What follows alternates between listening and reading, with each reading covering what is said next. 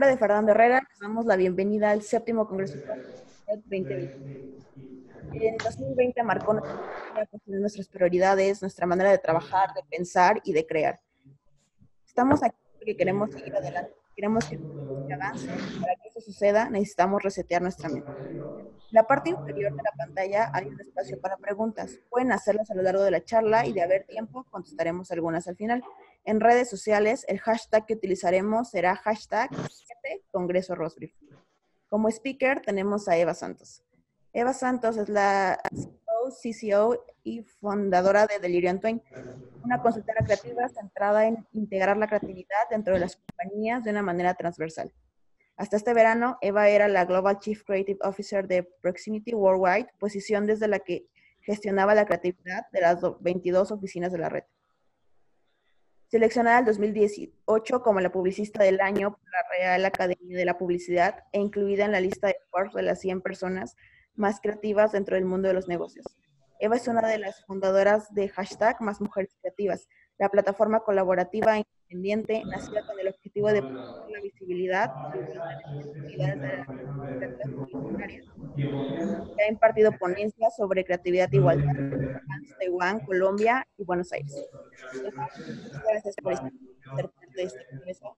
Cuando quieras, pues. Hola a todos, espero que me escuchéis bien, si no me decís, porque yo escuchaba un poquito entrecortado. Pues nada, un placer estar aquí con todos vosotros durante este rato. Espero poder compartiros alguna de las cosas que he aprendido en estos años y que os sea de utilidad este tiempo juntos, en medio de esta época tan peculiar y tan convulsa que estamos viviendo. Pues venga, vamos a la presentación. Me vais a dejar de ver, me vais a ver. Me voy a dedicar a este mundo en el que hablo sola delante de una pantalla, que me parece un mundo muy, muy friki, que nos ha tocado vivir. Bueno, mi charla se llama 2021, principalmente porque creo que ahora mismo qué va a ocurrir es algo tan importante, o sea, qué momento estamos viviendo, cuál es el posible futuro que vamos a tener, cómo va a ser realmente este año que acaba de empezar ya de una manera súper convulsa, a pesar de que veníamos de un 2020 muy intenso. 2021 ha empezado fuerte, tanto con temas como las elecciones de Estados Unidos, supongo que visteis la nevada tremenda que tuvimos aquí en España, en Madrid, etcétera, ¿no? ¿Cuál es mi visión de este año desde un punto de vista creativo y de negocio? Porque al final es lo que hago. Y cómo espero daros un poco de luz y de perspectiva, porque creo que a pesar de los momentos tan duros que estamos viviendo, realmente yo creo que es el inicio de una época en la que, sobre todo para la creatividad, va a ser una época mucho más brillante que la que hemos vivido en los últimos años, ¿vale? Vamos al tema. Esta frase de Harari la utilizo muchas veces para empezar porque, creo que Harari es uno de los pensadores más interesantes que tenemos a día de hoy en el mundo. Uno de los puntos en los que voy a hablar bastante es de mi opinión sobre la creatividad y sobre la realidad de lo que llevamos viviendo los últimos años. Yo no hablo de la creatividad publicitaria, hablo de la creatividad como disciplina. En el fondo la publicidad es un arte menor, que no digo que no lo sea, porque lo es en muchos niveles, pero no dejamos de ser artistas que nos vivimos influenciados por lo que se genera en las artes mayores, ¿no? El cine, la literatura, la pintura, la música. Y Harari me parece una de las mentes interesantes que se han llegado al mundo creativo en los últimos 10 años. Una época que para mí no va a pasar a la historia como una época boyante a nivel creativo. Sabéis que el mundo es muy antiguo y muy viejo, aunque a nosotros se nos olvide, porque el presente obviamente nos come a todos, nuestra realidad, ¿no? Nuestra esencia actual, y perdemos la perspectiva. Pero si coges un poco de perspectiva y analizas la historia del mundo, de la cultura, del arte, sinceramente ha habido épocas en la humanidad muchísimo más bollantes, mucho más interesantes a nivel creativo, donde se ha innovado mucho más, se han proliferado muchos más artistas míticos alrededor del mundo y en distintas disciplinas, que lo que lleva pasando los últimos años. Y ahora os diré por qué creo que ha pasado esto. Harari me parece uno de esas mentes que sí han conseguido destacar, y él durante la pandemia escribió bastante algunos pensamientos como este, que me parecen muy interesantes. Estamos viviendo una tormenta terrible. Al final sobreviviremos de alguna manera, pero claramente sobreviviremos. Pero lo que sí que está claro es que vamos a sobrevivir y vamos a habitar en un mundo completamente diferente del que recordábamos antes.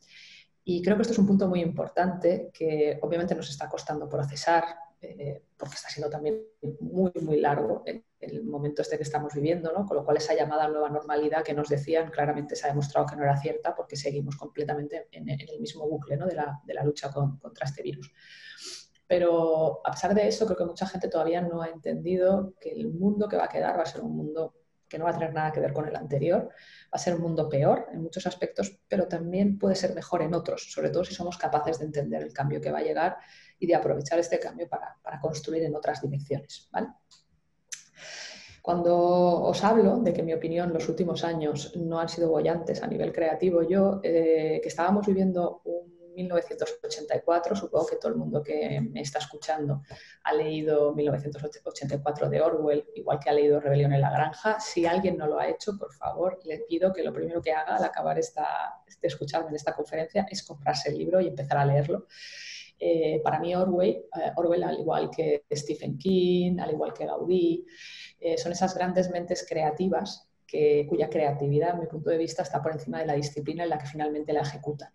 Es decir, Orwell desarrolló su creatividad escribiendo, y no digo que no fuera un gran escritor, pero para mí es sobre todo un excelente creativo, y eso lo demuestra en la potencia de sus ideas creativas, como 1984 o como Rebelión en la Granja, que pueden funcionar en formatos tan distintos como un libro, una película o un cómic, ¿vale? Que eso es lo que es una idea creativa.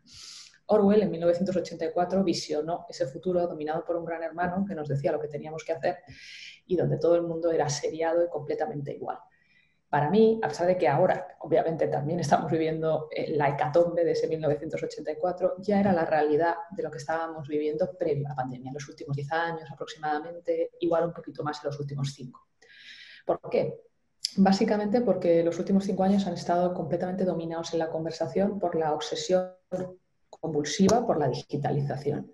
Yo no tengo nada en contra de la digitalización ni tengo nada en contra de la tecnología, si no, no podría estar ahora mismo con vosotros compartiendo esta charla, pero sí tengo algo en contra de la simplificación y del antihumanismo. Y en los últimos 5 o 10 años toda la conversación ha sido una obsesión por la tecnología como esa herramienta mágica mucho más inteligente que nosotros, que piensa mejor que nosotros y que resuelve los problemas por nosotros. Y toda la conversación a nivel cultural, a nivel artístico, a nivel de negocio, que al final es lo que nos dedicamos nosotros, también ha estado completamente virado hacia ese lado del mundo, que es un mundo completamente racional. Toda la parte más creativa, más artística, más de creer en el ser humano como un elemento capaz de crear el mundo y de mejorarlo, ha desaparecido de la conversación, ¿vale?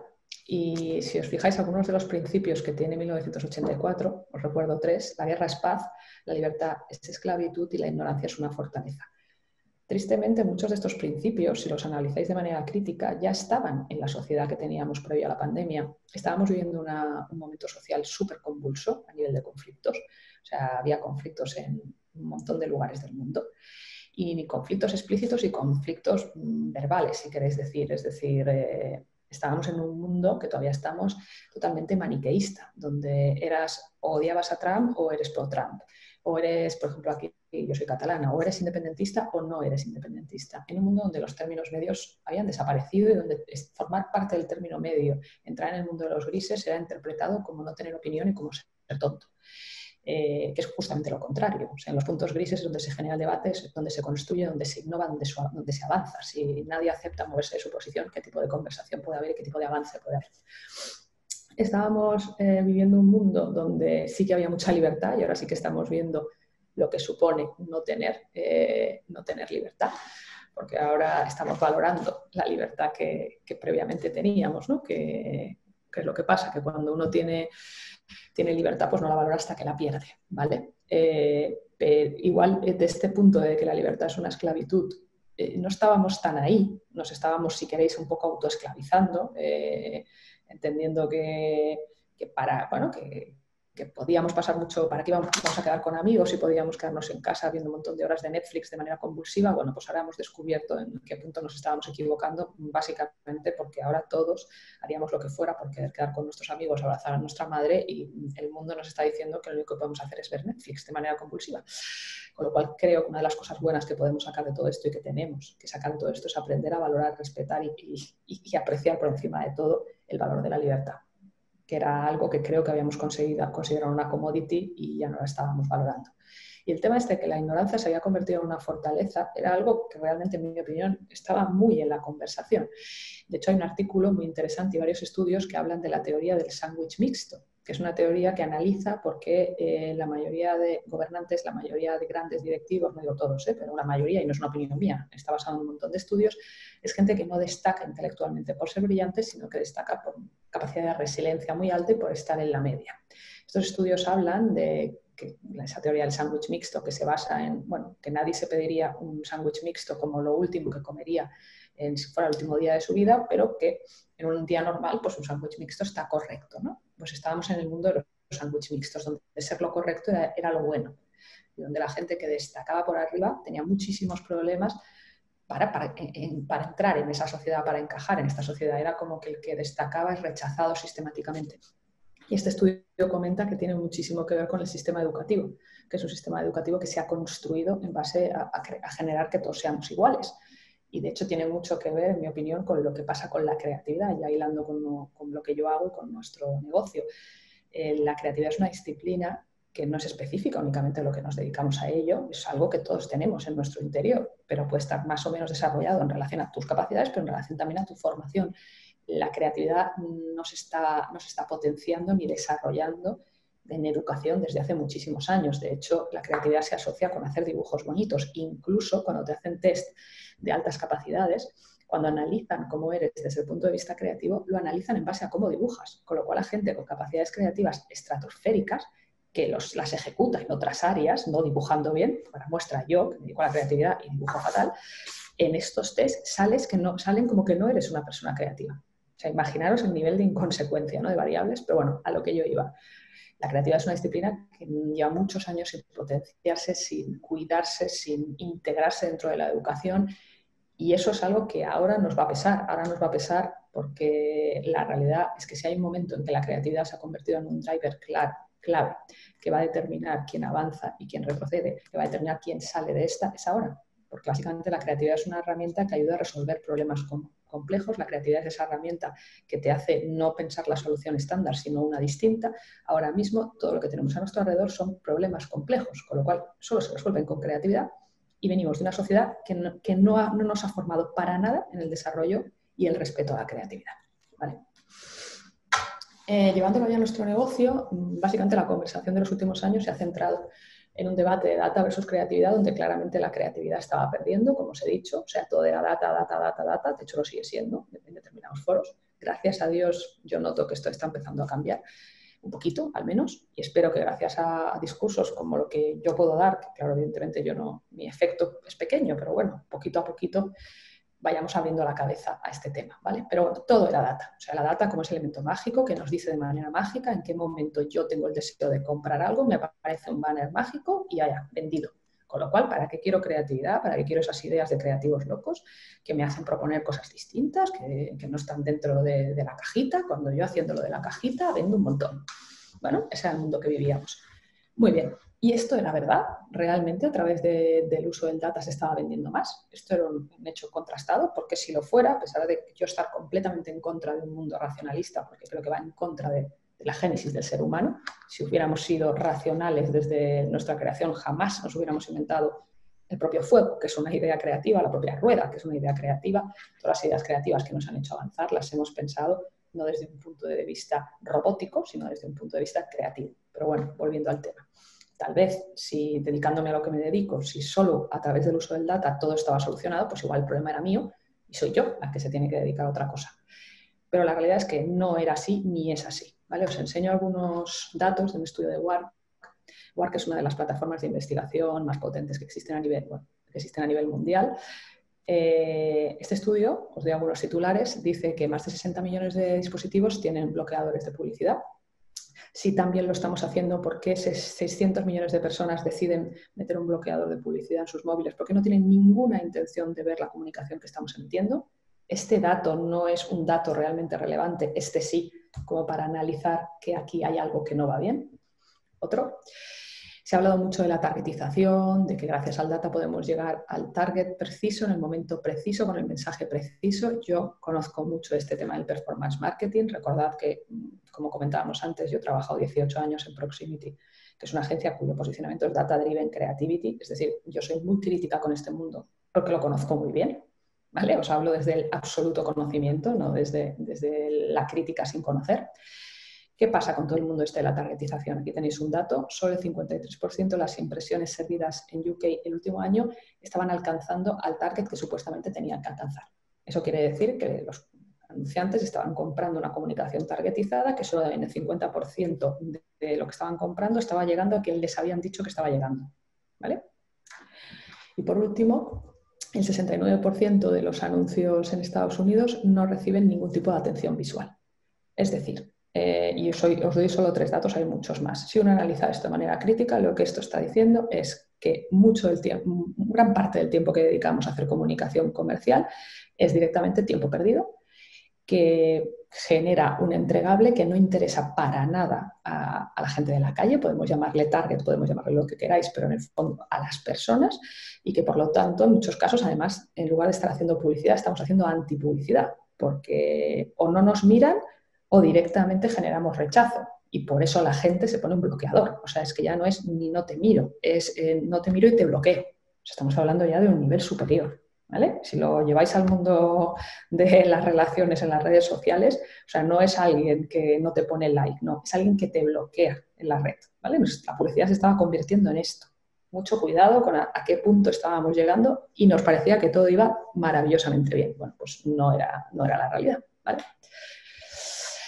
Por otra parte, está empezando a surgir, y estos son estudios recientes, esa tendencia que os contaba de que la creatividad está volviendo a ganar peso y se está volviendo a demostrar la importancia que tiene la creatividad en la reconstrucción tanto de las empresas como de la sociedad. Esto no es simplemente algo que yo crea, yo siente o yo sueñe con que pase, sino que ya está empezando a salir en estudios muy reputados. Este estudio del World Economic Forum, que analiza las top 10 skills que van a determinar a los mejores profesionales de cara a 2025, si lo miráis, hablamos de pensamiento analítico e innovación. Innovación, para mí, es la hermana pequeña de la creatividad. La creatividad se basa en crear de cero, la innovación se basa en la mejora. De hecho, hemos hablado demasiado de innovación, opino yo, y poco de creatividad, pero están directamente ligados. Pensamiento activo y capacidad para aprender estrategias, resolución de problemas complejos, eso es creatividad. Pensamiento crítico, la gente con pensamiento crítico suele ser gente creativa. Creatividad, originalidad e iniciativa, bueno, leadership, no sé qué, aquí volvéis a ver ideación. Es decir, si analizáis esto, están diciendo creatividad de 6 maneras distintas. Y esas skills que durante mucho tiempo nos han dicho que son las únicas que teníamos que tener, que teníamos que aprender de SEO, de SEM, de programática, pues todo esto ni está. Y cuando aparece la palabra tecnología, mirad en qué posición aparece. Con lo cual, esto ya demuestra un cambio evidente de paradigma. Esto es otro estudio del país, donde ya veis que el top skill más demandado por las empresas es, 1, creatividad. Y como os decía antes, ¿qué pasa? Pasa que hay muy poca gente formada en creatividad. Ya desde un punto de vista simplemente cultural y de modelo de pensamiento, porque como os he contado antes, desde la educación no se potencia la creatividad, de hecho se rechaza bastante. Y ya no digo, y mucho peor, perdonad, en el mundo de aplicarlo a la empresa o de aplicarlo al negocio, porque en realidad los únicos que, digamos, nos llamamos creativos de profesión, porque estudiamos eso y trabajamos en ello, somos los creativos publicitarios, que somos expertos en eso, sobre todo. Además, aprender a ser experto en creatividad publicitaria tampoco se aprende en la universidad, se aprende trabajando en creatividad publicitaria, pero realmente somos muy pocos para la necesidad que va a haber de creatividad, y no hemos sido un perfil en general muy cuidado, porque durante mucho tiempo la percepción que ha habido es, bueno, el creativo publicitario, ese que se inventa ideas locas, que quiere ganar premios. Bueno, ha habido como un discurso que no ha sido muy constructivo en relación a nuestro perfil. Un perfil que, ya os digo, creo que va a ser determinante, y no lo digo yo, sino que lo dicen los estudios, ¿vale? Perdonad, que ya me estoy saltando el tema. Respecto a esto, ahora os voy a enseñar un par de proyectos míos bastante conocidos de mi época de Proximity, y finalmente un último proyecto que he desarrollado ya dentro de mi propia compañía, ¿vale? Son 2 ejemplos de para qué sirve la creatividad aplicada al negocio, ¿vale? Y por qué la creatividad aplicada al negocio No simplemente es una herramienta de cambio de los negocios y de venta, porque lo es, ¿vale? Los dos casos que os voy a enseñar tuvieron un impacto enorme a nivel de ventas, sino que también es una manera de construir relaciones a largo plazo entre esas marcas y la sociedad, ¿vale? Yo digo una frase que no recuerdo de quién es, porque no es mía, pero yo la uso muy a menudo, que es que la publicidad no tiene la función de arreglar el mundo, pero sí de no hacerlo un lugar peor. Y eso ya era una realidad antes de la pandemia. Durante la pandemia se convirtió en un hecho, porque las marcas tuvieron un rol completamente activo y la gente lo vio, lo valoró a las que lo hicieron y señaló a las que no. Y ahora en el nuevo paradigma va a ser determinante. O sea, eres una marca capaz de entrar de verdad en el corazón de la gente, capaz de hacerla reír, capaz de hacerla llorar, capaz de estar cerca de ella en sus problemas. ¿Eres un agente activo o eres un agente pasivo que solo viene a pedir dinero? Y eso va a determinar la diferencia entre los que aguanten, los que perduren y los que no. Porque aquí hay un punto muy importante. Durante mucho tiempo esto todo ha ido de precio. Descuento, descuento, descuento. Mucha gente cree que ahora va a continuar siendo así o va a ser peor. Se equivoca totalmente. Ahora todo está de descuento. En un paradigma en el que todo está de descuento, ¿creéis que el descuento es lo que te va a diferenciar? Os pongo este proyecto y os cuento un poco más.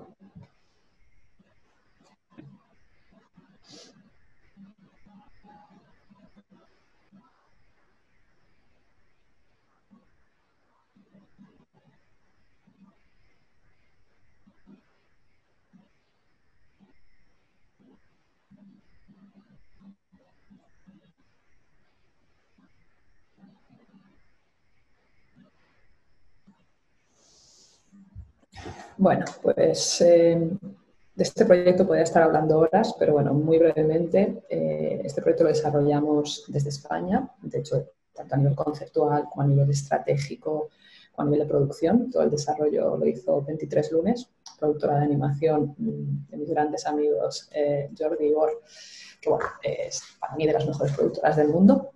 Este proyecto se convirtió en el primer proyecto de igualdad de género de la industria de la automoción a nivel mundial. Este proyecto ganó el Gran Premio de la Eficacia en España y el Gran Premio, un premio de la Eficacia a nivel europeo. La idea de esta campaña no era vender mucho más. La idea de esta campaña era generar un cambio, era detectar una oportunidad que era de sentido común, pero que nadie estaba teniendo en cuenta y cambiar la perspectiva. Es decir, en el mundo conducimos los hombres igual que las mujeres. El 50% de los conductores en España son hombres y 50 mujeres, y es un ratio bastante extrapolable a cualquier lugar del mundo. En el momento que hicimos esta campaña, que es de finales del 2017, creo, soy muy mala para los años, analizamos previamente todas las campañas de automoción que se habían hecho. En ninguna había una mujer de protagonista. En todas, obviamente, el protagonista era un hombre, a más deportiva la marca más, pero también en el resto de marcas. Y si parecía una mujer, era o la copiloto o, digamos, el gadget que igual podías conseguir en caso de tener ese cochazo, ¿vale? Hay una campaña mítica de Kylie Minogue de Lexus, que sale Kylie Minogue apoyada en un Lexus. No te están diciendo, mujeres, compraros un Lexus, te están diciendo, hombre, si te compras un Lexus te vas a llevar una Kylie Minogue de serie, ¿vale? Detectamos este tema, de hecho era un tema que ya llevábamos tiempo teniendo en la cabeza, y dijimos, bueno, aquí hay que hacer algo, porque a nivel moral, obviamente, es una injusticia y una ridiculez, y por otra parte a nivel de negocio. O sea, estamos hablando de que estábamos contactando simplemente con el 50% de nuestro target potencial. O sea, ¿qué sentido tiene eso? ¿Vale? Y a pesar de que la campaña no se centró en vender más Audis y no estaba creada desde ahí, yo siempre supe que iba a generar un cambio comercial en la marca. Igual fui la única persona que lo creía, pero siempre lo tuve claro y obviamente lo generó. Los coches no son patatas fritas, no te compras un Audi, no ves la campaña y te compras un Audi mañana. Como sabéis, el ciclo de venta es largo, pero lo que sí generó es un incremento como de un 40% en los leads femeninos dentro de la marca, que eso generó que al año siguiente Audi fuera la marca de automoción a nivel español con un RAT en la única, donde el 50% de los conductores eran hombres y el 50% de las conductoras eran mujeres, dentro de la gama Q. Y todo crecimiento. No es que esta campaña hiciera que los hombres dejaran de comprar Audis, que a lo mejor alguien lo está pensando, ¿no? Eso no pasó. Gracias a Dios el mundo todavía no es tan triste. ¿Vale? El hecho de que esté contado desde la infancia, desde el pasillo rosa, el pasillo azul, se debe a que, analizando la razón por la que no había esa relación tan cercana entre coches de lujo y mujeres, detectamos un insight, que es un conflicto interno. Al final, muchas veces el mundo y la educación construye estereotipos y el mundo funciona así y no pasa nada, y la publicidad hemos ayudado también a construirlos en muchas ocasiones. El tema es que las mujeres no jugamos con coches cuando somos pequeñas, y porque no jugamos con objetos de construcción, y con lo que juegas genera tus aficiones, y un coche de lujo es una afición. Entonces, luego eso se va extrapolando a cuando eres más mayor y realmente sí, puedes comprarte un coche, pero si te quieres comprar, digamos que no tienes esa cercanía o esa afición hacia el coche tan desarrollada, ¿vale? Entonces aquí, bueno, un poco jugamos con romper esos estereotipos también de los juguetes, que luego construyen esos estereotipos que se perduran de mayores. Y la valentía de esta campaña y la fuerza de esta campaña, en el fondo, es que la analogía está como muy clara. Tenemos a la muñeca más muñeca, la Barbie más Barbie, si la queréis llamar, conduciendo el coche más coche de la marca. Este es un R8, es el coche de Cristiano Ronaldo y de Iron Man, ¿vale? Este proyecto fue un fenómeno muy grande a nivel mundial. Es una de las campañas míticas de mi carrera. Tiene más de 70 millones de views alrededor del mundo, 95% orgánicas. Esto estoy diciendo es 100% verdad. La campaña funcionó de manera viral tan espectacular que no hubo que invertir en medios.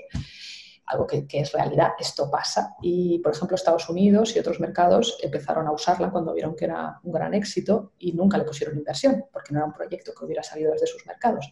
A día de hoy, 3 años después, si vais al canal de Audiusa y veis cuáles son los vídeos más vistos de la historia de Audiusa, veis que es esta campaña, con 16 millones de visualizaciones, y la siguiente es una de Alien, que obviamente tiene muchísimo más dinero en producción y en medios, que tiene 4. ¿Vale? Esto lo enseño siempre porque creo que es una manera de ver las cosas y de creer que las cosas pueden pasar, ¿vale? Porque eso es lo que estoy contando, es verdad. Este proyecto fue conceptualizado, desarrollado y trabajado desde España y se convirtió en un fenómeno mundial. Y os puede parecer, bueno, esto es Audi, es fácil. Bueno, lamento decir esto, pero Audi no ha vuelto a hacer esto. Algo así, no lo digo yo, lo dicen los datos.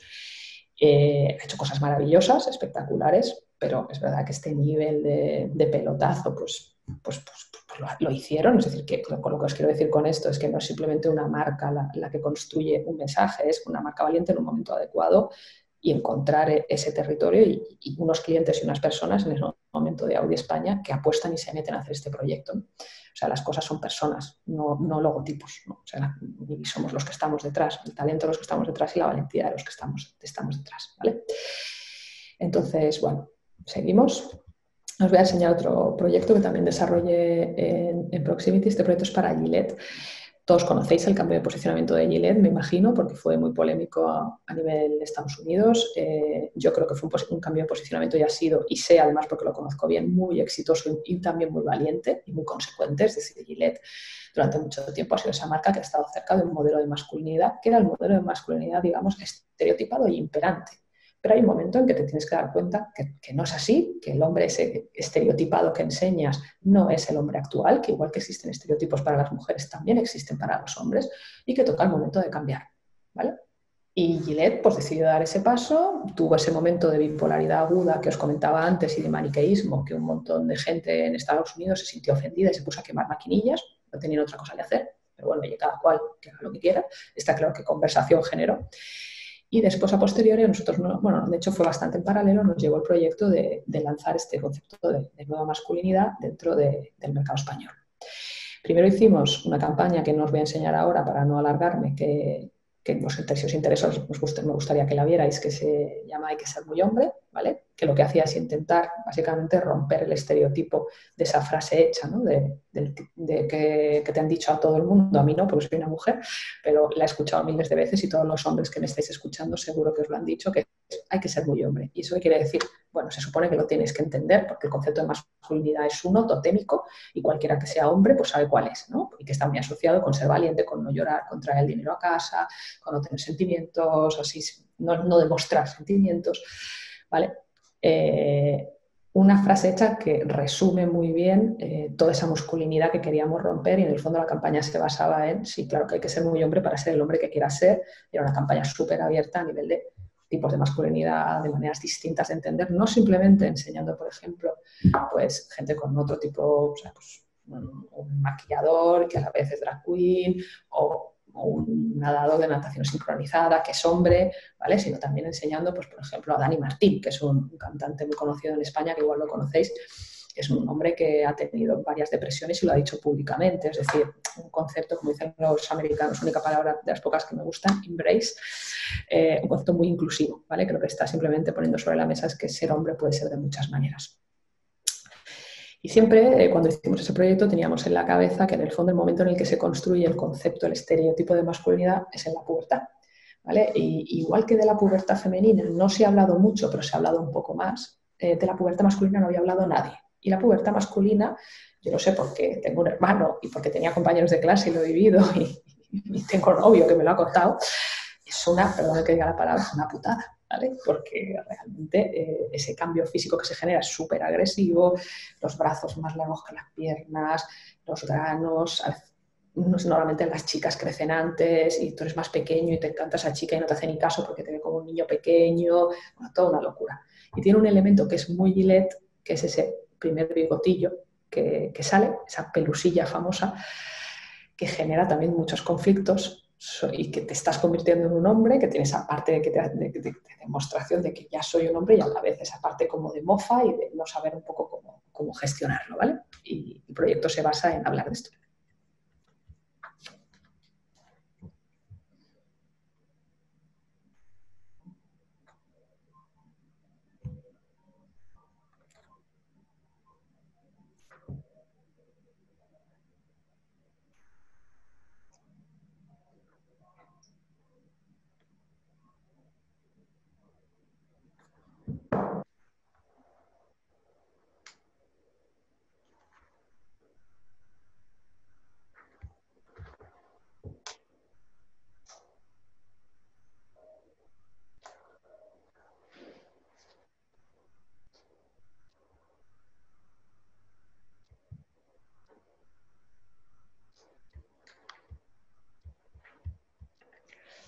Me dicen que no se escucha el vídeo, que no entiendo por qué. Y no sé cómo... Ah, es por los cascos. Perdona. Bueno, el anterior daba igual porque se entendía, simplemente era una música. Voy. ¿Ahora sí?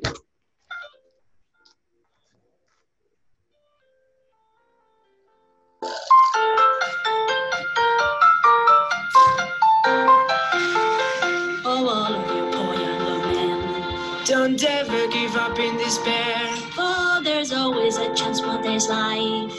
To welcome your first facial hair. No matter what may be your age, you always make God a find out. You'll suit everyone to a hair. If you've only got a mustache. A mustache, a mustache. If you've only got a mustache. ¿Un mustache? Un bigotillo. Tu pelusilla. Mis 4 pelos. Tengo hasta celos. A mustache, if you've only got a mustache. Que nadie te diga cuándo tienes que empezar a afeitarte. Ni siquiera nosotros. Hay que ser muy hombre para empezar a ser tú. Bueno, perdonad que la música de antes de audio no la habéis escuchado, que es muy bonita, pero bueno, lo de audio siempre bien sin música, porque al final es más bonito con música, o sea que si podéis volver a verlo sería genial. Perdonad, no había leído el mensaje. En este caso sí que era importante que escucharais el audio. Bueno, ya lo veis, hay que ser muy hombre para empezar a ser tú. Es una pieza que básicamente empodera la diferencia y empodera tu decisión de cuándo o no afeitarte ese bigotillo y esa pelusilla. Que una marca que se dedica a vender maquinillas te diga que nadie te diga cuándo empezar a afeitarte, ni siquiera a nosotros, obviamente es muy valiente, ¿vale? Un proyecto de este tipo tampoco se hace, como siempre, como igual que el de Audi, si no tienes un cliente al lado que lo entienda, te apoye y sea valiente. Pero aquí sí lo teníamos y lo seguimos teniendo. Bueno, siguen estando ahí, es un equipo maravilloso. Y bueno, el resumen es que el proyecto funcionó muy bien, tanto una parte como la otra, tanto a nivel de ventas como de conexión con el target, que era un punto importante para ellos, rejuvenecimiento, acercarse a targets distintos, ¿vale? Todo esto funcionó muy bien y además otro punto muy interesante es en su momento, cuando se generó este fenómeno hater que os comentaba antes, la mayoría de los haters, no sé si conocéis un poco, evidentemente supongo que conocéis cómo funciona YouTube, pues YouTube no es un canal donde habitualmente le des like o dislike a un vídeo, no es como Facebook donde ocurre de manera espontánea. Normalmente, bueno, tienes que estar registrado, entonces o te gusta mucho o te disgusta mucho. Con lo cual es muy habitual que haya más dislikes que likes porque los más activos, digamos, en YouTube son los haters. Entonces, en el momento en que Gillette lanzó su campaña de Estados Unidos, todos los haters se organizaron en contra de la marca y todas las campañas que había sacado en todos los mercados siempre tenían más no me gustas que me gustas. Pues esta fue la primera campaña que rompió eso. Esta campaña consiguió conquistar a los haters. Y algo que es muy complicado y fue la primera que tuvo de lejos más me gustas que no me gustas, ¿vale? Bueno, hasta aquí estos 2 proyectos que os quería enseñar porque me parecen 2 muestras tangibles de cómo aplicar la creatividad a lo que hacemos, que es el mundo del marketing, de la comunicación. Y por qué la creatividad sí funciona, por qué la creatividad sí vende, por qué la creatividad sí debería ser el driver central que tengamos y que cuidemos, tanto en el mundo personal como en el mundo de los negocios. Y ahora, muy brevemente, ya para acabar, os voy a contar un poco sobre mi nuevo proyecto. Esperad, que ahora no me quiere hacer caso, ya me hace caso. Bueno, esta frase, esto es un cuadro de un artista que me gusta mucho a mí. Dice 3 frases, 3 conceptos que yo creo que son importantes. Yo los aplico a mí misma y os diría que también sería interesante que os los apliquéis si queréis. O sea, aquí cada cual pues, tiene sus principios, pero para mí son 3 principios importantes. En la vida hay que ser valiente, justo y feliz. Mira que es básico, pero si realmente uno intenta aplicar estos 3 principios, creo que tiene gran parte de la ecuación de lo difícil que es la vida resuelta. Bueno, yo llevaba 19 años, 18 trabajando en Proximity, ha sido espectacular. Yo he hecho una carrera allí brutal, he podido tener una influencia dentro de una multinacional que no es nada habitual que se pueda tener, porque habitualmente las multinacionales tienen su propia política, ¿sabes? Y no son agencias independientes. Y es cierto que yo dentro de Proximity he podido hacer mucho y de hecho hace 3 años me nombraron directora mundial creativa, que siendo española es, vamos, el super logro del año, porque esos cargos siempre suelen ser para gente anglosajona. Esto funciona así, es una injusticia así, pero funciona así. Y bueno, me pasé 3 años recorriendo el mundo, trabajando para China, para Estados Unidos, para Alemania. O sea, os lo cuento y decís, madre mía, qué locura. Pues la verdad sí fue maravilloso y decís, ¿y la loca esta cómo decide que ya no más? Pues lo decide porque era el momento de ya no más. Porque me di cuenta de que todas las paredes que había conseguido hasta ese momento, que se fueran flexibilizando a mi paso, digamos, llegó un momento en que la pared ya era demasiado grande. Y el problema, me di cuenta que ya no era la pared, sino que era yo. ¿Por qué? Pues porque yo quería moldear una multinacional en un camino que ya no podía hacer porque ya era que yo quería crear mi propio proyecto. Entonces te das cuenta que el problema no es la empresa, eres tú. Es que tú estás en un momento de tu vida que ya quieres todo eso que has ido aprendiendo durante esos años, convertirlo en algo que sea tuyo y donde realmente las cosas se pueden hacer, ¿no?, de la manera que tú crees que se tienen que hacer. Y para eso, pues claramente tienes que montar algo e irte. Entonces, nada, eso es lo que hice. Lo hice además en medio de la pandemia, con lo cual quedó todo muy, muy épico. Yo decía que había hecho un Messi, luego Messi se ha quedado, no sé cuánto tiempo. Y desde aquí, pues bueno, monté mi compañía, que se llama Delirio & Twain. Esta compañía la monté junto con Mauricio Rocha. Mauricio Rocha, supongo que muchos lo conocéis, es uno de los creativos más reputados que existen a nivel mundial y a nivel LATAM es una personalidad súper, súper reconocida y principalmente lo que es uno de mis mejores amigos en el mundo y en la industria. Y él y yo siempre habíamos hablado de montar algo juntos porque tenemos una visión muy parecida sobre la creatividad. Entendemos igual que la creatividad es algo que está muchísimo más allá del formato, que la creatividad es la vida, que la creatividad es un resolutor de problemas que puede convertir todo en un lugar mejor. Y hay poca gente que crea tanto en algo así y que entienda el negocio desde ese lado, que yo respeto, como cada cual quiera entender el negocio, pero es verdad que yo lo entiendo así y bueno, Mauricio es de las pocas personas que me he encontrado que lo entienden igual que yo. Y entonces, bueno, las cosas se cruzaron, él ya había salido de Llanan Rubicam hacía ya un año y pico, había montado su propia compañía, y bueno, pasaron una serie de cosas y dijimos, bueno, ahora sí, ahora es el momento de montar Delirio & Twain. Tenemos otros 2 socios más, Alejandro Fernández, que es un conocido empresario español que tiene peluquerías, imaginaros. Me diréis, ¿qué tendrá que ver? Bueno, básicamente tiene que ver que es un tipo altamente creativo, que es un CEO, y que cuando tú montas una compañía como la nuestra, que lo que decimos que es, y es lo que es una consultora creativa, siempre se dice que hay que conseguir llegar a los CEOs, pues qué mejor que un CEO, sea uno de tus socios. Y también Consuelo Bolea, que es una persona muy, muy experta en todo lo que tiene que ver con el mundo de la producción, porque el modelo que tenemos en esta compañía es un pensamiento llevado a la acción, si queréis que lo resumamos. Es decir, la creatividad para nosotros es un elemento estratégico que tiene que entrar en la génesis del negocio y que tiene que empezar desde arriba para luego bajar. Y la diferencia entre una consultora y una consultora creativa es que la consultora hace ese ejercicio de profundidad en el negocio, pero a la hora de ejecutar, digamos que se sale, y una consultora creativa hace ese ejercicio de entrar en profundidad en el negocio, pero tiene las capacidades y la expertise para convertir ese pensamiento profundo en acción, es decir, para desarrollar la idea y para producirla. Entonces, tener personas muy fuertes en el área de project management, en el área de producción, es clave para poder hacer esto, para poder pasar de decirle a un cliente, vamos a analizar juntos tu negocio y decidir juntos cómo vamos, por ejemplo, a cambiar, yo qué sé, el modelo de distribución o a crear un nuevo producto, que esto lo estamos haciendo, pero luego tener las capacidades para ayudarle en la implementación de ese cambio y producirlo, porque si no, al final, tus palabras y tus ideas se quedan en nada, ¿no? Las ideas existen cuando las tangibilizas. ¿Y por qué se llama Delirio & Twain? Pues porque supongo que os lo preguntaréis. Pues básicamente delirio en latín quiere decir salirse del subcolabrado y creemos que tanto Mauricio como yo nos hemos salido del subcolabrado porque los dos hemos dejado, porque hemos querido una carrera multinacional muy reputada y muy reconocida por hacer algo en lo que creíamos.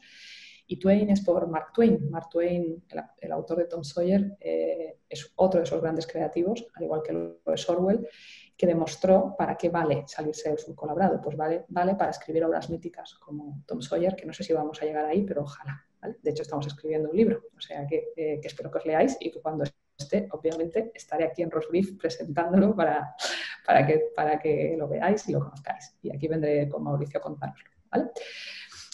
Lo que os decía antes, somos consultores creativos y estratégicos para marcas y compañías que llegamos hasta donde ellas quieran que lleguemos. No, tenemos un modelo, tenemos una visión, que ahora os contaré un poco, y un modelo de trabajo, una metodología basada en 6 pasos.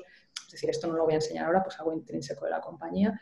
Es interesante desde el punto, y ahí en el libro sí que lo contaremos en más detalle, desde un punto que hemos modelizado cómo la creatividad puede entrar dentro de una compañía, que siempre es lo más complicado, porque los creativos tendemos a ser muy utópicos, muy intangibles. Sabemos hacer las cosas porque las hacemos, porque las tenemos en la cabeza, pero nos cuesta explicarlo y traducirlo en algo que otros puedan entender.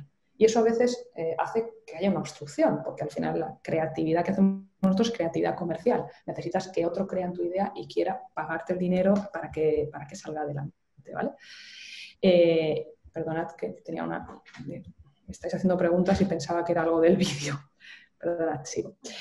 Entonces, nosotros lo que hemos hecho es modelizar ese sistema de trabajo para que sea muchísimo más sencillo, que se convierta en una realidad. Es decir, que realmente entre dentro de las compañías y que esas compañías, esos CEOs, esa gente, digamos, que viene de un mundo más racional, muchas veces pueda entender cómo de una manera tangible vamos a meter la creatividad dentro de su negocio, ¿vale? Aquí tenemos nuestra filosofía, que es The Outside of Business, que se traduce básicamente en este manifiesto, que os lo leo rápido. Básicamente parte de la simplicidad, que la simplicidad es un concepto muy importante. Lo simple no quiere decir, lo simple no es lo básico. Lo simple es que sustraer lo obvio y quedarte con lo significativo. Y siempre decimos con Mauricio, lo más difícil en creatividad es ser simple, porque tendemos a creer que lo creativo es lo complejo, lo que tiene muchas capas, lo que es difícil de decodificar, y no es cierto. Lo más difícil de todo es llegar a esa simplicidad, es conseguir llegar a esa idea simple, sencilla, que estaba ahí y que todos decimos, madre mía, el eureka, ¿no? ¿Cómo no se me ha ocurrido a mí? Bueno, es que ahí están las grandes ideas, esa capacidad de ver en medio de tanto ruido algo que es brillante, esa flor, ese elemento simple, ser capaz tú de ser quien lo vea, quien lo levante y quien se lo lleve a la gente, digamos, ¿no? Y bueno, el manifiesto básicamente de lo que hablas de cómo hemos llegado a este The Outside of Business, os lo resumo rápido. En el fondo, cuando uno entra en una industria y se deja llevar un poco por el engranaje, que es normal, nos pasa a todos, hay un momento que nosotros nos dedicamos a la creatividad porque nos gusta, o sea, es un trabajo vocacional y todos empezamos en esta profesión con un índice vocacional muy alto. Y hay un momento que la burocracia te come, que todos entramos en una sinergia donde, como negativa, o sea, tú estás intentando hacer creatividad, el cliente, la agencia tiene miedo porque el cliente no la quiere, finalmente no sale, o si salen como nadie quería, si finalmente se hace bien y se gana un premio, parece que solo lo hayas hecho por el premio, es decir, es como que se ha enredado todo mucho, se ha enredado todo de una manera muy extraña y muy poco sana, digamos, ¿no? En el fondo, nosotros cuando hablamos del lado bueno del negocio nosotros nos queremos quedar con ese lado. ¿Quién quiere quedarse con el lado malo? Diréis, pues nadie. Pues en realidad muchos hemos estado mucho tiempo en el lado malo. Y esa filosofía también queremos ayudar a nuestros clientes a encontrarla, porque dentro de todos los negocios hay un lado bueno, tanto interno como externo. Hablamos del inside out, es decir, la manera de trabajar de la propia compañía, de casi todas las compañías, puede ser mucho más sana, y lo es si eres capaz de cambiar la manera de trabajar y de encontrar un modelo basado en que la gente se escuche y se respete, y donde la creatividad pueda entrar. Si las compañías tuvieran un modelo mucho más creativo de trabajo, serían compañías mucho más sanas, porque cuando creamos todos somos más felices, y eso lo dice la ciencia, no lo digo yo. Y a la vez, dentro de cualquier compañía, de cualquier negocio, tú puedes encontrar una parte buena, esa parte que os decía antes, donde tú sigas haciendo tu negocio, pero le devuelvas algo a la sociedad. Y ya para acabar, os voy a enseñar un proyecto que hemos hecho en la compañía. Me gusta mucho enseñarlo porque es un proyecto para una marca. Os he enseñado dos marcones, ¿no? Audi y LED, y me diréis, claro, Eva, con esas marcas cualquiera lo hace. Vale. En realidad, como os decía antes, no depende de la marca, depende de las personas, de que la gente sea valiente, sea justa, sea feliz y quiera hacer cosas relevantes e interesantes. Nosotros trabajamos para una marca de colchones, ¿vale? Y de material de descanso, que se llama Dormitienda. Es una marca grande en España, no es pequeña, pero bueno, que siempre ha estado muy centrada en un mundo muy de retail, de oferta, ¿vale? Como ocurre en otras marcas de la categoría, a pesar de tener dentro una génesis y sobre todo una CEO, que digo su nombre porque creo que lo merece, Mónica Dubar, que tiene un feeling altamente creativo y una sensibilidad altamente creativa. Con ellos hemos trabajado todo un proyecto de reposicionamiento, de cómo encontrar un propósito para la marca que vaya muchísimo más allá del concepto colchón, que obviamente tiene mucho que ver con el concepto de descansos. Esto no va de vender colchones, va de mejorar el descanso. En base a todo ese propósito estamos creando nuevos productos para la marca, nuevos servicios. Y lo primero que dijimos, que este sentido común es, bueno, si la marca lo que quiere es ayudar a la gente a descansar, ¿cómo va a mirar a otro lado cuando hay un montón de personas que ahora mismo están durmiendo en la calle? Y tristemente eso está creciendo y está creciendo cada vez más, ¿vale?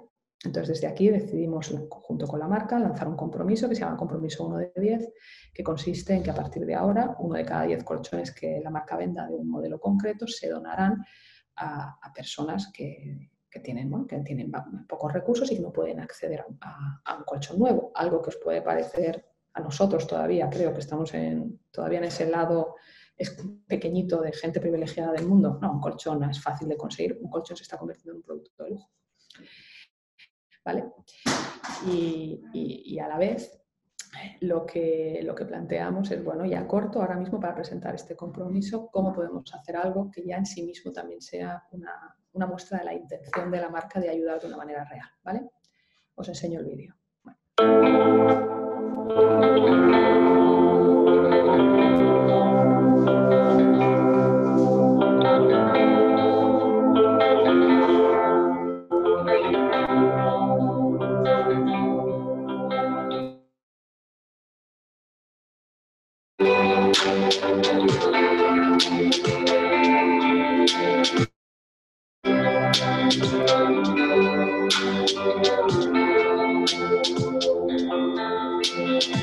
Today's raining more than other days.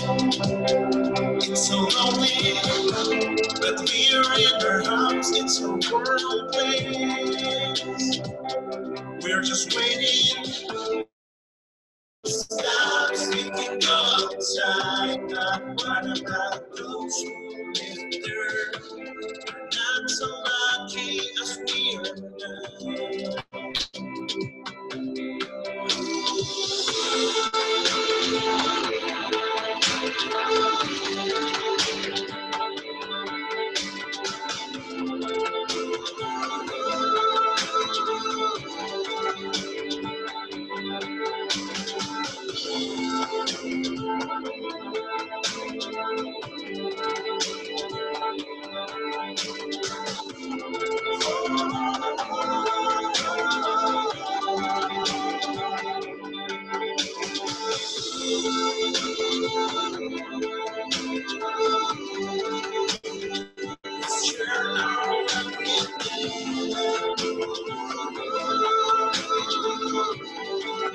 Let's get down on it. It's time to keep on thinking. It's time to believe that there's a second chance.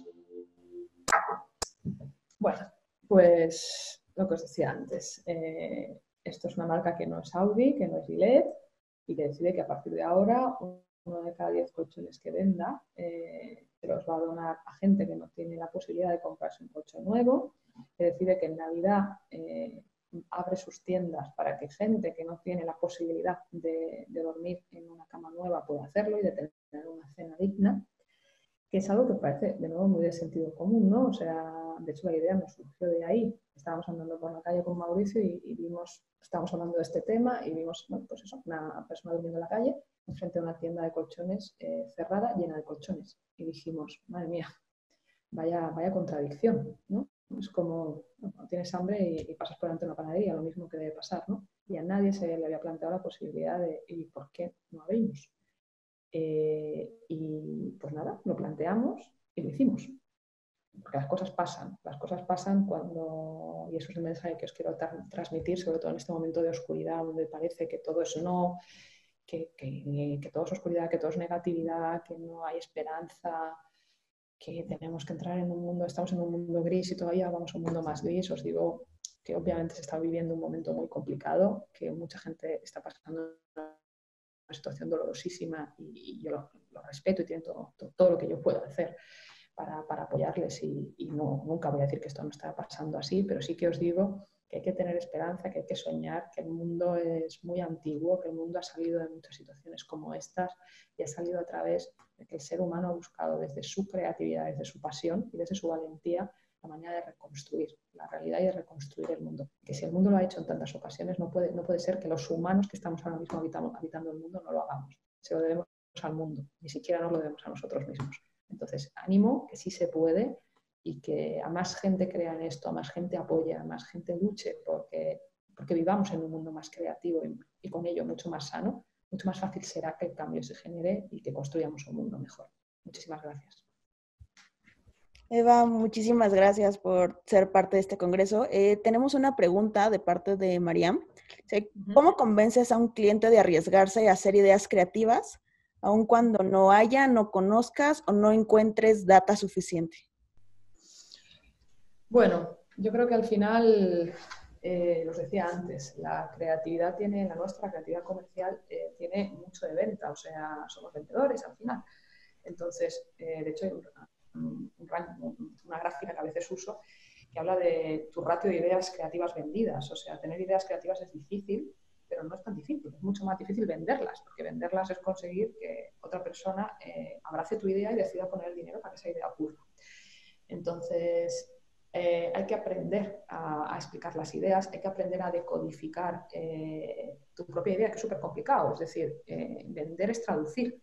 Cuando tienes una idea, tú la ves clarísima porque ha surgido de tu cabeza y muchas veces no sabes ni el proceso que te ha llevado a ella. Si quieres venderle esa idea a alguien, lo primero que tienes que intentar es ponerte en su piel, intentar ver cómo le vas a explicar esa historia para que te siga en ese recorrido, puedas sentir esa misma emoción que sentiste tú, pero no porque tú le digas que es maravilloso, sino porque él sienta que es maravilloso. Te estoy hablando de algo más metafórico, pero es que la vida es así, la vida son sentimientos y son emociones. La vida no es una fórmula matemática que diga ¿cómo convencer a un cliente?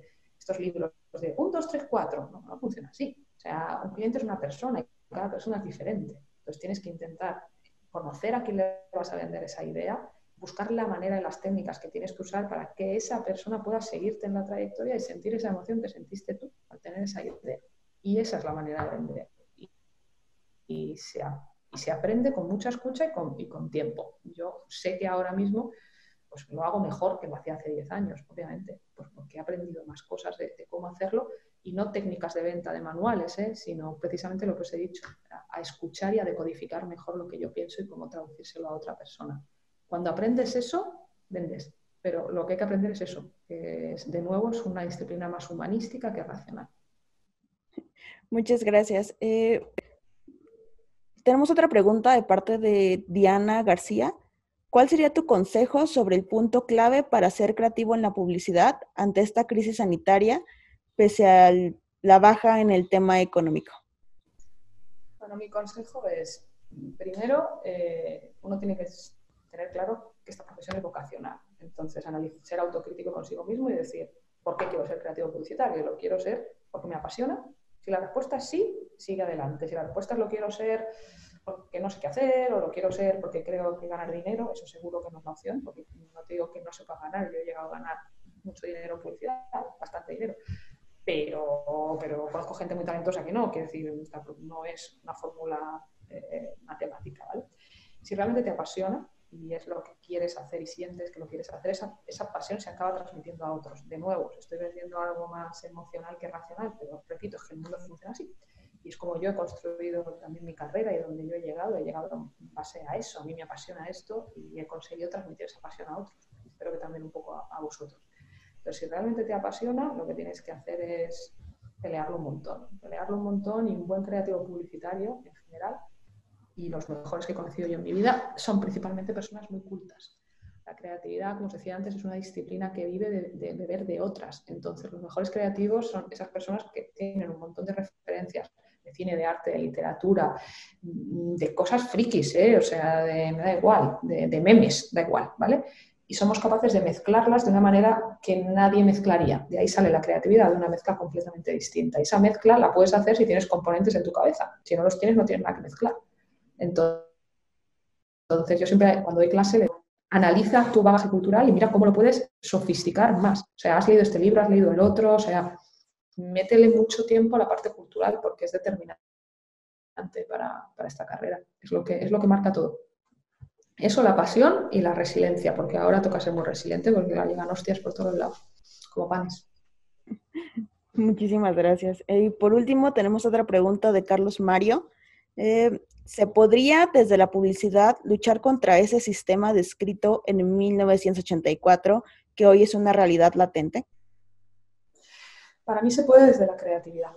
Al final, y yo no reniego de la publicidad, yo soy publicista y me orgullosa de serlo, pero es verdad que de nuevo, la publicidad es una disciplina menor, la creatividad es una disciplina mucho más amplia y mayor. La vinculación de creatividad publicitaria desde ahí sí se puede, porque lo bueno que tiene la creatividad publicitaria, como os decía antes, es estandariza y ordena el pensamiento. Digamos que es un conector entre algo creativo, que es pues, evidentemente mucho más etéreo, y la capacidad para convertir eso en una solución implementable, ¿vale? Entonces, ahora mismo, si la creatividad se aplica para intentar buscar soluciones implementables a esta realidad tan gris que estamos viviendo, en lugar de que la solución la piensen mentes racionales o completamente interesadas por intereses económicos, sino si lleven a la grisedad, si esas soluciones las estuviera pensando gente que lo pensara desde el área creativa, la reconstrucción se haría desde un lugar muchísimo más positivo. Entonces, sí se puede y de hecho nosotros estamos con algunos proyectos todavía emergentes, pero con replanteamiento de ciudades, queremos hacer en algún momento temas políticos, hay que ver qué, porque también tenemos que ver que vaya con nuestras creencias y nos lo creamos, pero yo creo mucho en la creatividad aplicada a la política como un elemento de cambio súper importante. Lo creo además firmemente. Entonces, la respuesta es sí. Muchísimas gracias. Parece que no tenemos más preguntas. Entonces, muchas gracias por ser parte de este congreso. Muchas gracias a todos los que se conectaron. Muchas gracias por el tiempo de todos al estar aquí y ser parte del 7º Congreso Rosbrief. Muchísimas gracias a vosotros y nada, a cuidaros. Un besito. Nos vemos en la siguiente charla.